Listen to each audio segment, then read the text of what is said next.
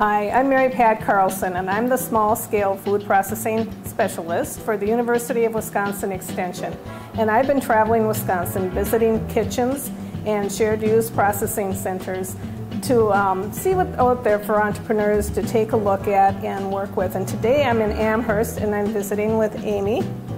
And Amy, let's find out a little bit about your kitchen. What can you tell me? Well, Mary Pat, this is the Village Hive Bakery and Local Food Collective. It's been a bakery for many, many years in the small town of Amherst. We have a retail area that's available to our food producers, and the shared use kitchen is here for folks 24/7 if they're ready to make their food products. Well, this is a very special place. You can tell from what's behind us. We have an oven, and there's even some heat coming out of this oven, so we're getting a little warm here today in Amy's kitchen. But it is special because it has been a bakery for a long time, and you've been here for just a little while now, but you've opened it up to others to use. And can you talk a little bit about the equipment that you have in here, especially starting with your oven here? I think the oven is the centerpiece. This is called a Fald's oven. They were made in Chicago in the 40s and 50s. What's special about it is it's got fire brick lining. And each deck, it's a double deck oven, each deck can hold up to 9 sheet pans at a time. So in essence, you can get 200, 300 loaves of bread out in an evening. So if you're planning on doing a farmer's market or doing some wholesale, this makes it really easy to have a big oven like this. And it gives the bread or the pizzas a really nice crisp crust. How do you work with a client that's interested in getting started? I know that, are most of them bakers, or could other types of people use this also? Sure. It's very appealing to bakers because of the big oven, but we do have candy makers that come in.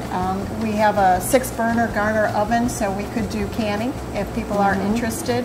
And what sort of access do they have? Is it available 24 hours, or are there limited hours? 24 hours a day, the bakery is open. What we do is we have our tenants fill out a request for the month telling us what hours they'd like. We set up a schedule. They get their own key, they come in, they make their products, they clean up, and we sell them out of the front. The retail is open on Thursdays, Fridays, and Saturdays. If they need help making connections to wholesale their product, we're happy to do that and help them with that, or developing a business plan, finding packaging and ingredients. A lot of our bakers buy their ingredients in bulk together. Oh, so that's an advantage too. What sort of requirements do they have coming in? They'll need a license. Yes, each baker that comes in will either need to be licensed through the Department of Agriculture or Portage County, depending on the type of product that they're making and how and where they plan to sell it. Each baker or food producer needs to have $1 million in liability insurance, and we encourage each business to have a business plan or at least some idea coming in of where they'll want to market their products. And you have some connections with some of the support partners, like the Small Business Development Center, to help you with, or help your clients with some of that. We do. We've set up a real good relationship with Mary Westcott at the Small Business Development right over in Stevens Point at UW Extension.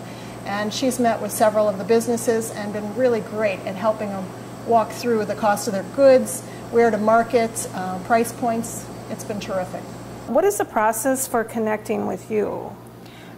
We have a Facebook page that's set up for the Village Hive, or they can call the Village Hive directly. What I would do is set up a time for the person to come and tour the building. We have paperwork, an application, a list of equipment, that sort of a thing that we give to the entrepreneur. And then what I encourage everybody to do is to do a test bake here. Just so that they get used to the space, they feel comfortable here before they move forward in the process with the licensing. I think it's real important to know whether this is a space that's going to fit in a business that's going to be viable. I'm looking at some big mixers and small mixers. I'm looking at a really nice wooden block table here that's just ideal for baking and confections and things like that.